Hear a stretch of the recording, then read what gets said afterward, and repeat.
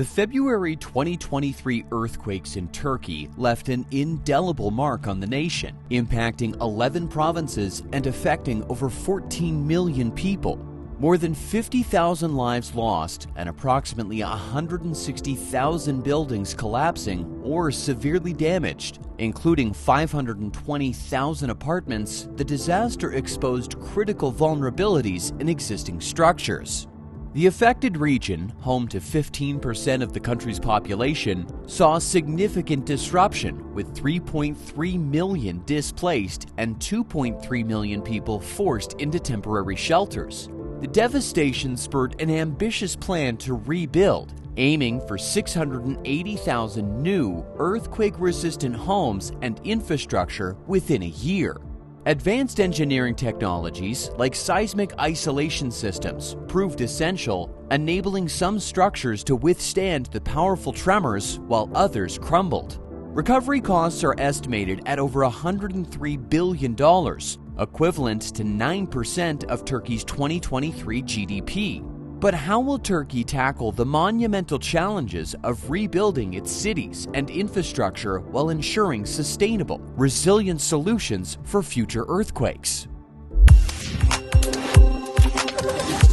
In February 2023, Turkey was struck by one of the most devastating natural disasters in its history. Two powerful earthquakes, with epicenters in the southern province of Kahramanmaraş, brought widespread destruction across 11 provinces. The initial 7.7 magnitude earthquake, followed by a 7.6 tremor hours later, claimed over 50,000 lives and injured over 100,000 people. The scale of the destruction was staggering, with more than 160,000 buildings containing 520,000 apartments either completely collapsed or significantly damaged. The aftermath left millions displaced, with many forced into temporary shelters such as tents and container settlements. The affected region, encompassing a significant portion of Turkey's population and contributing substantially to its economy, faced unprecedented challenges. The disaster not only shattered homes, but also disrupted essential services, damaged public infrastructure, and impacted the economy, which relied on sectors such as agriculture, manufacturing, and trade. The financial cost was overwhelming, with preliminary damage estimates exceeding $100 billion, representing about 9% of Turkey's GDP for 2023. In response to this catastrophe, the Turkish government laid out an ambitious plan aimed at rebuilding and revitalizing the devastated areas. This plan prioritized the construction of hundreds of thousands of new earthquake-resilient homes, as well as public buildings like hospitals and schools, to restore a sense of normalcy and stability to affected communities.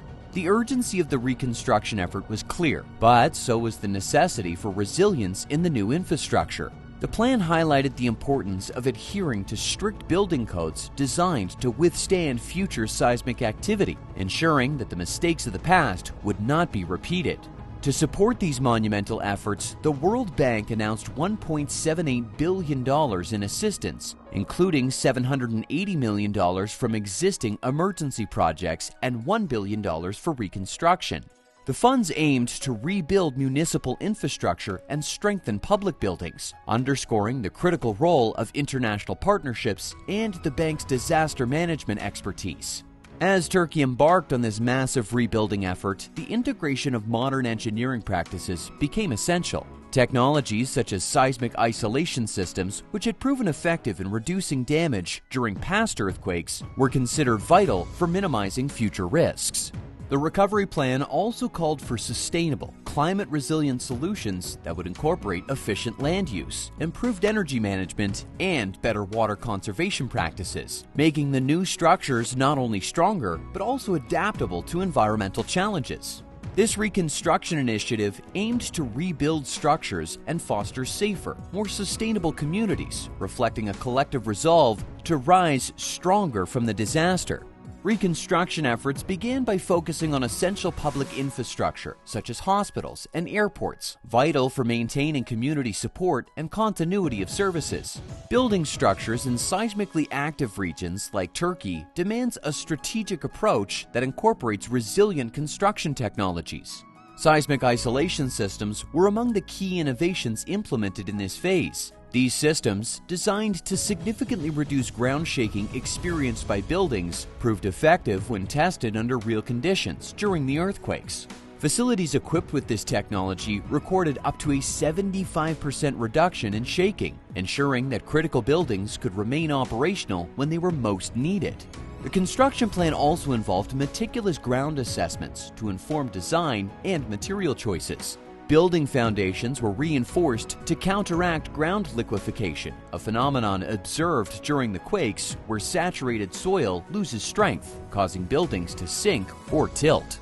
Engineers utilized specialized techniques to solidify the base layers and integrate drainage systems, which helped manage water infiltration and mitigate the risk of future structural instability. This approach emphasized durability and adaptability, aiming to withstand seismic events and climate-related impacts, such as flooding or soil erosion.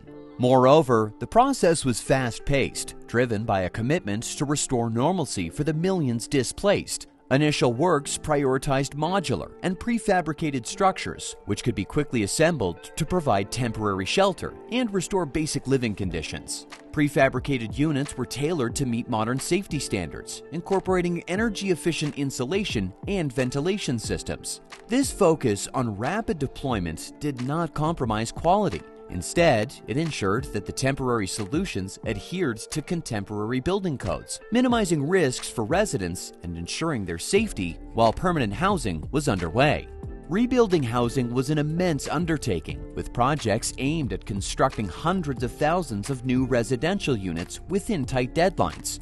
New construction protocols mandated strict compliance with seismic codes that mirrored those of leading global standards. These regulations required features like reinforced concrete frames with closely spaced steel ties, designed to absorb and dissipate energy during an earthquake.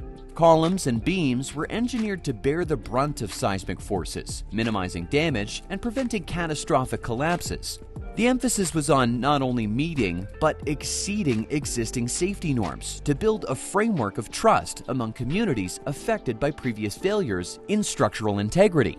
The Reconstruction plan included extensive work on public infrastructure in addition to residential buildings. Roads and bridges were reimagined with a dual focus on resilience and accessibility. For example, key routes leading to hospitals and emergency facilities were prioritized for reinforcement and expansion. This strategic emphasis ensured that, in the event of future quakes, emergency services would have unobstructed access to affected areas.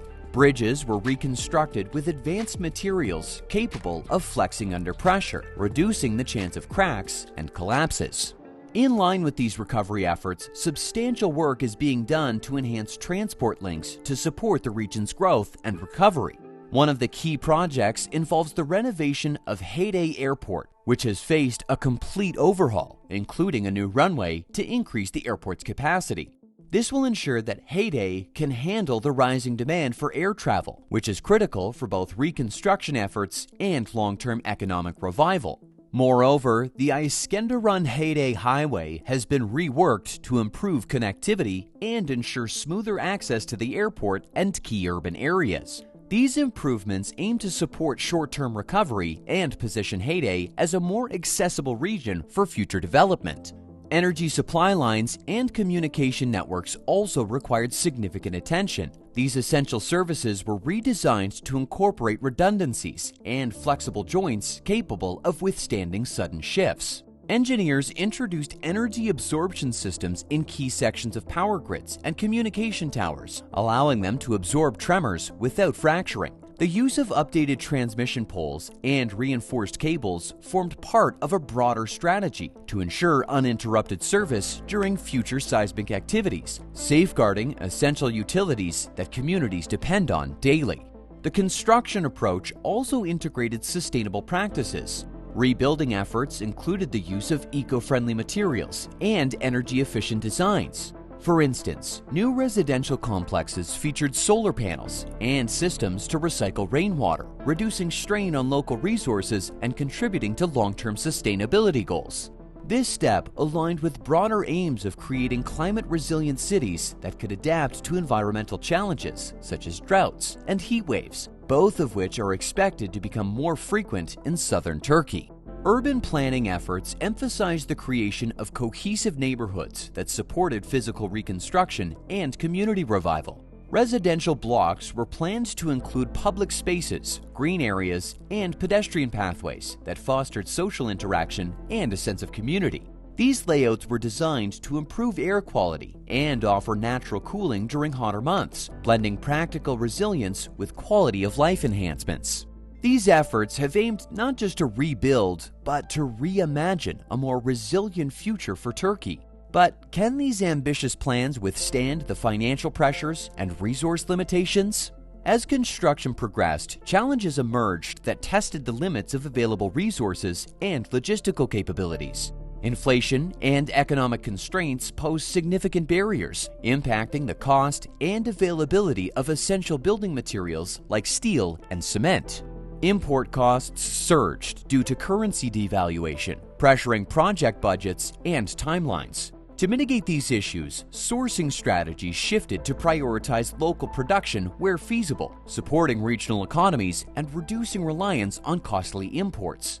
Another significant challenge was ensuring that new buildings adhered to high safety standards. The earthquakes had exposed lapses in enforcement, with many older structures not built to withstand seismic shocks despite existing regulations. The reconstruction phase brought tighter oversight, with inspection teams conducting rigorous checks at various construction stages to confirm compliance. Any deviations were met with immediate corrective measures to prevent a repeat of past failures. Reinforcement of existing infrastructure posed its own set of difficulties. Retrofitting undamaged but potentially vulnerable structures required specialized expertise, including the installation of seismic dampers and shear walls for added stability. These upgrades were complemented by educational campaigns to raise awareness about building safety. The reconstruction in Turkey was not only about rebuilding what was lost, but constructing a future where communities are better protected. This project aimed to show that resilience and sustainability can go hand in hand. The strategies employed reflected a new understanding that regions prone to natural disasters need both robust construction and careful urban planning to mitigate risks. The effort, despite significant challenges, stands as a testament to Turkey's resolve to rise stronger from the ruins, setting a precedent for future reconstruction projects worldwide. If you enjoyed the video, make sure to like, comment, subscribe, and turn on notifications to stay updated.